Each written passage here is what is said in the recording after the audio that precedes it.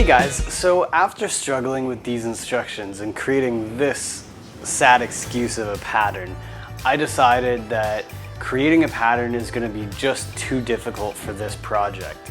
Pattern Making for Fashion and Design by Helen Joseph Armstrong is a great book. I just think you need to have a little bit of experience in order to follow this and get a good result. And I'm going to go with this. Now this is a pre-made pattern by Berta, number 2459, for a pirate or Casanova. This pattern is good for two different types of jackets, a vest as well as a pair of pants. Now I'm only going to be doing the jacket as of now. Now this jacket is still different from how I want my jacket to be, so I will be making some alterations on this.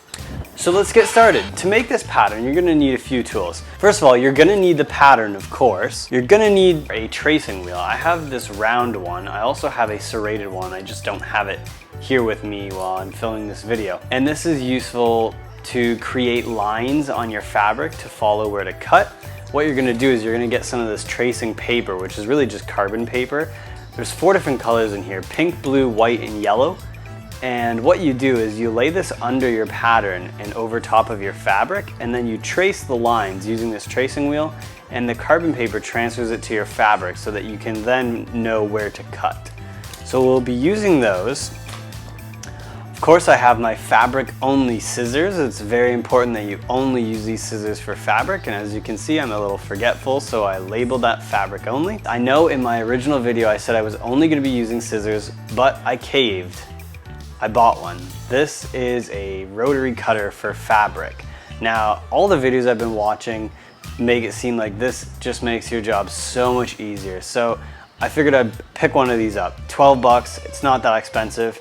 I didn't pick up any spare blades or anything, so hopefully this one works. If not, I'll be moving back to scissors. One word of caution with these, they are extremely sharp, so make sure that you have this guard in place anytime you're not using it. And the second you're done using it, make sure you slide that guard in place. These blades, as I said, are extremely sharp, and you don't want to lose a digit or anything.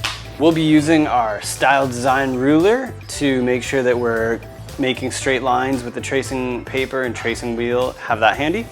You're gonna need a cutting mat. Now this is a self-healing cutting mat. Whenever you're using a rotary tool, they suggest putting one of these under it, because you can cut this as many times as you want and there's not gonna be any cuts in it. I've yet to use it, I just picked this up, so try and get these on sale. Normally for this size, this is a 60 by 90 centimeter or 24 inches by 36 inches. This is regularly like $55. I got it on sale for 25 bucks, so definitely look for sales. There's rulers on all sides as well as different lines to measure different angles. So this will be very helpful.